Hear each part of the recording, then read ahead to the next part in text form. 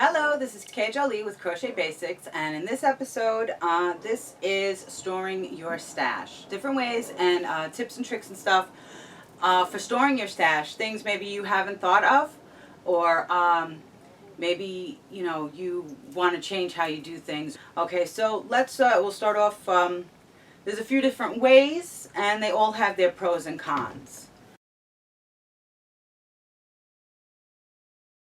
Okay, so for starters, open storage on shelving units is what I mean. Now, this is perfect. You see what you have. You know if you're running low on something, what you need to replenish, or what you would like more of. So that's great.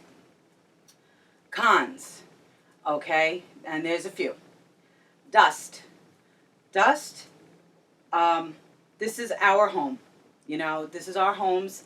There's no cleaning crew coming to clean the set after. You have to take that into consideration. Dust, pet dander, allergens, things of that nature. Also, cooking smells and discoloration. If it is in a brightly lit room, sun, a lot of sunlight and stuff like that, over time the sun is going to bleach it and your yarn is going to lighten up on the side that it is exposed. So with that, you want to rotate it, every so often. Just rotate it out, shift it, you can dust as much as you want, but the dust is going to be there. Whether you have a you're vacuuming, you're using the Swiffer or whatever, dust is dust. Okay? It's everywhere, more or less. And also with ventilation and stuff like that, cooking. We, in one of our apartments that we lived in, we would cook whatever, and the kitchen was in the back of the house and our bedroom was in the front of the house. And for days after we would cook like bacon or broccoli or something like that, our bedroom would smell of it, So that's something, you don't want smelly yarn, especially if you make items to give as gifts or you sell. If you sell, that's an important thing. You don't want to get a low rating or a bad, feedback or whatever it is, or people blasting you online or stuff like that, because people will do that. Okay, so if you cook very, often, and you're cooking things like bacon or broccoli or fish, like, heavily scented foods, I'm going to go with, it could cause the smell to leach into the yarn. So, pros and cons, what you have, but it's, you have to maintain it. You have to dust it and make sure that the sun is not directly on it for extended period of time, So with this, I would say rotate it out. Every so often, just if you're not, using it or you're not going to get to it for a while, even if it's a display, rotate it. Put it away. Shift your other yarn. Things like that, to keep it nice and fresh and stuff like that. Okay, another way to store your yarn is plastic bags. So Ziploc makes them where they have the little zipper, but they have different sizes, and these are great. These are good. And also the vacuum bags. Now they're tinted, but they're clear. You can see what you have, what you're storing. They're dust-free, pet-free, smoke-free, cooking smell-free. Over time, the bags can wear out from moving them around. They can get wear and tear, rip. Okay, fine. Also, over time, the plastic smell can leach into the yarn, causing it to smell. And with the vacuum bags, the space bags, the vacuum bags that you take the air out of, those really smell. The smell will really leach into whatever you're storing. I had blankets stored for a year or so, whatever, and when I took them out, I had to wash them several times to get that smell out. It was bad. It was very, very strong. So that's something to keep in mind. With that, okay, the bags, you can empty them, put them away. If someone's coming over, you can stick them in the bottom of the closet or under the bed. To keep your yarn fresh, fabric sheets. Dryer sheets are, any brand will do, yeah. They're a few, depending on the size of the bag, maybe one or two. will really keep the yarn nice and fresh smelling to you, you know, so that when you do go to use it, it's good, you know, you're not going to get nauseous from the smell. Also, cedar chips and discs. Okay, so depending on, you can get, these are cedar, they go on hangers, these, but you can throw them in a bag, no big deal. And then the balls. These are great. They're not overpowering as far as smell. They're not overpowering whatsoever, but they do keep the yarn smelling fresh. You know, maybe 1 or 2 in the bag and you're good to go. The vacuum bags really, they do smell, and the bags are great because if companies come in and you know, you can always put it away in a closet, whatever. They squish down, you're good. Plastic bins. Bins are great. I use bins also. Now, if you're going to do bins, clear. Clear so you can see what you have. Okay? You lock them up, you can stack them, whatever you have to do. But you want them clear because when they're the opaque color, when they're solid and you can't see through them, you know, who's to say you're not going to have your chenille yarn mixed in with your Halloween decorations? You know what I mean? Even if you label it, you unless you see it, you know, you forget. Out of sight, out of mind is a big thing with me these days, you know, because there's a lot going on, and I have a lot going on in my life, you know, of course, aside from just, you know, crocheting and doing yarn videos and stuff. Okay, so with the plastic bins, pro, if they're clear, they're protected, you can see what you have, you can stack them. Con, you can have your yarn smelling like plastic. You can't fold up a bin. Okay, the size is the size. You can empty it and, you know, stack them that way if they're all empty, but the size is the size. And if you're going all bins, eventually, depending on how big you let your stash get, it takes up a lot of room. You know, there's different size ones, but there's only so many storage, you know, storage under the bed storage bins you can fit under the bed. So that's something, you know, or in the bottom of the closet or whatever it is. Okay, so with that, fabric sheets, a couple, depending on the size of your bin, or the cedar discs. I use a lot of the cedar discs. Like if I store in a bag, you'll see like a few of the balls on the bottom and maybe a fabric sheet or whatever it is. And if it's something that I'm bagging up special, like say like I use like a little Ziploc bag or something that I want to stay separate, I usually put a fabric sheet in it by itself. And I've been doing that for years with the fabric sheets. I've been using them for years to keep my yarn fresh and you know, staying nice and stuff. Another way to store your yarn that occurred to me when I was setting up to do this video is cardboard boxes. Now, something about that doesn't seem right to me. I would never personally store my yarn in cardboard boxes for an extended period of time. They're not sealed off. They're cardboard. They are subject to falling apart, getting water damage, dust and smell getting into them.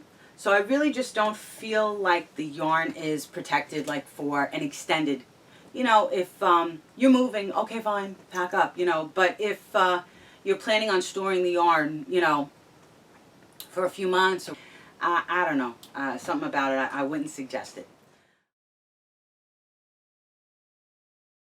And then another way to store your yarn is in the furniture. You know, in a cabinet, they have those beautiful craft cabinets. I see them online and I'm like, oh, I'm so jealous. You know, I would love to have something like that. And those are pretty perfect if you think about it, okay? They're not completely sealed off, so the yarn is breathing. You open up the doors and you can see all of your stash, okay? And companies come in, you shut the door and you're good to go. You know, no one knows your secret, your secret of your stash, okay? One con I see with those is mainly that furniture is not made the way it used to be made. It's not solid wood now. The chemicals that they use, MDF, which is medium density fiberboard, and they use glue and different layers of materials and they sandwich it together, and that's what, or chipboard, which is glue, again, different types of glue. And what happens is that gives off a smell. Also the veneer that they glue onto it to make it look beautiful. Now, I have now IKEA. No offense, but IKEA, it's an international brand, right? Swedish or something. Now, I have a few, this is IKEA, and I have a few other IKEA pieces, and not the most expensive. They're not, the most quality product. But they'll do for now, And one thing with that is that I know that I have a cabinet where it's like my linen cabinet. I have my sheets in there, and I have my towels in there. And I know that if I leave the sheets in there without taking them out and airing them out, that the smell of the cabinet itself leaches into it, and I have to wash it. I have to wash it before I can put it back on the bed. Meanwhile, it's clean, it's washed, dried, put in the cabinet, but the smell of the cabinet itself, the glues and stuff, leach into my sheets. So that's one con. So if you do have one of those big, beautiful crafting cabinets for all your yarn and stuff like that, stash a few fabric sheets in there just to keep it smelling, to kind of combat the chemical smell from the glues that they use to make it, and the different types of, like paints and laminates and stuff like that. So that's like one thing to do. And that's the only like con that I see really with those cabinets. I would love one of those cabinets. Okay, another way to store your yarn. I have these, Ziploc makes them again. Okay, and these are like comforter bags or sweater bags, and you can, empty them, fold them up, put them under the bed, and they have the zipper and everything. But one thing they also have,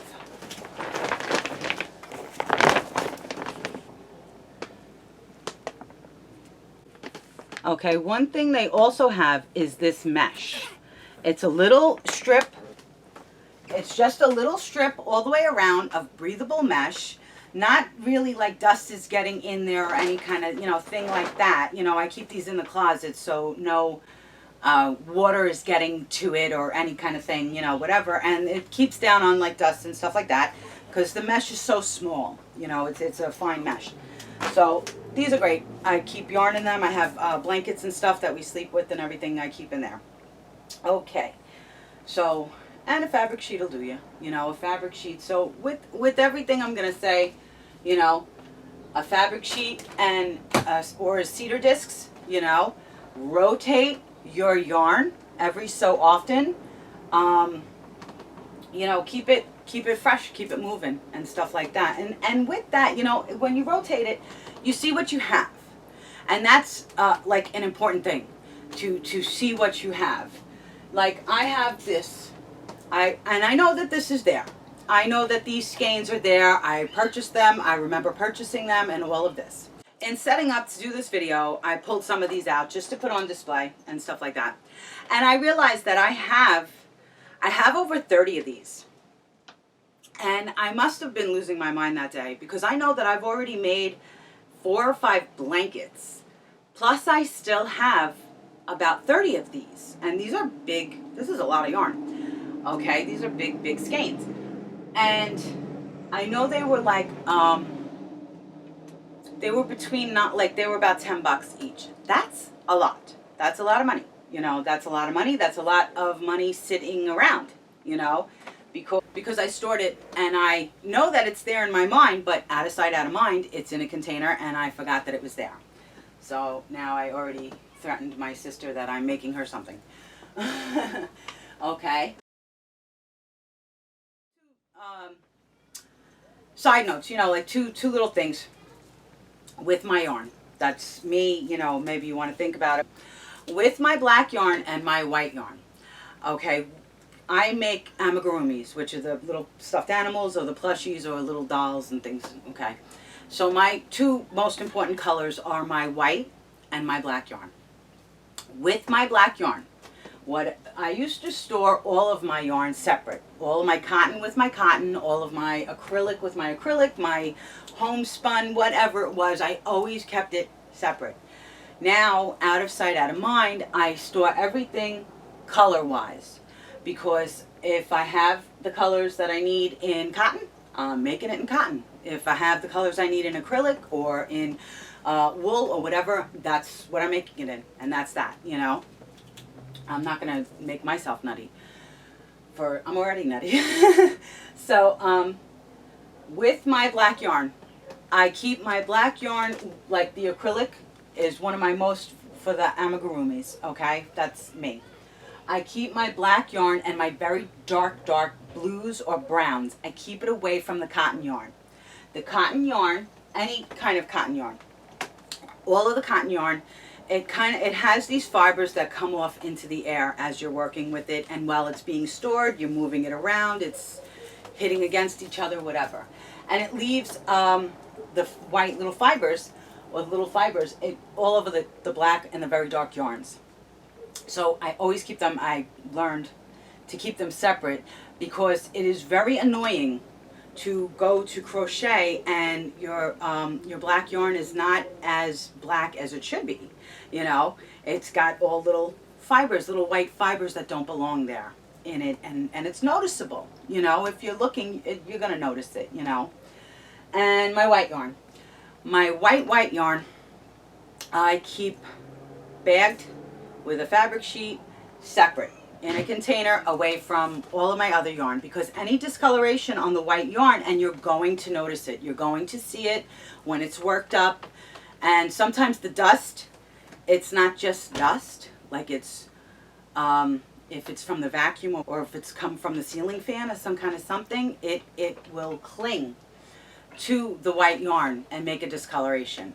Okay, and you're going to notice it, like you're going to really notice a discoloration on the white yarn and on the black yarn, of course. Okay, so that's just two things with my yarn. I always keep my black separate from the cotton, and I always keep my white all by itself. My white yarn has to be as white as it possibly can, you know what I mean? Okay. All right, so just a side note or a tip or trick, because I always try and, you know, give you as much info as I possibly can, all the things that I've learned along the way, and all of this. I've been crocheting well over 20 years. I learned when I was a kid and all that good stuff. Okay, so whips. Okay, works in progress. Now, while I was setting this up, I was going through my bags and stuff like that, and I found this. And I was happy that I found it, and confused at the same time, because it's a whip, you know. And what I'm going to tell you, 3 things with the whips. And I'm not talking about something you're going to get back to in a day or a couple of days, or like, you know, oh, I just got invited to a baby shower and I have to put my project aside and make, you know, whatever it is. Okay? If it's something you're thinking you're probably not going to get back to for a little while, you know, a pattern you're trying to work out, tag it, label it somehow with the hook size so that you know what you were using, you know. And even if you have the printed label from the yarn that it came with, maybe you were freestyling that day. Maybe you were, you know, winging it, and you're like, I'm a pro, I don't need that size hook, I'm using it, you know, they suggest an H, I'm using a J or a K, whatever it is, you know. So tag it with the hook size. If possible, what it is supposed to be. Okay, so if it was like a hat or a shawl or some kind of something, just, you know, open stitch hat or something, just so you have an idea as to what you were working on, because then maybe going back with fresh eyes, you can figure out what the heck you were doing. And the third thing I'm going to tell you to put on the tag is the last date you worked it. Because if it's always good to know when you worked something. But if the camera picks it up. Apparently I was making something in an H hook. It's a star motif is what it was. And I started writing the pattern down, and I also wrote the date. Now this must have been one of mine patterns that I was working up, a star motif. Okay, but what this looks like is a half pulled out hat or something with the yarn wrapped around it. Now, I wrote down that I was using an H hook. I wrote down that it was a star motif. Half of the pattern is written out, so it must have been something that I was working up, one of my patterns, which, you know, neither here nor there. Now I dated it. The last time I worked on this was January 6th, 2016. Okay, chances are, if it has sat that long, I'm never going back to it, okay? It's not happening. It's, you know, I'm not going to wake up tomorrow and say, oh my gosh, you remember that thing? I was working on something in 2016, 4 years ago. I got to go work that out. You know, that's not happening. So what I'll do, or what I usually do, is because whatever, every so often I do go through my yarn and my whips and everything to see what's what. I put it in my scrap with my scraps so that the next time I need a sparkly yarn or something, you know, I have it there and I don't have to waste or start a new skein for no reason, you know.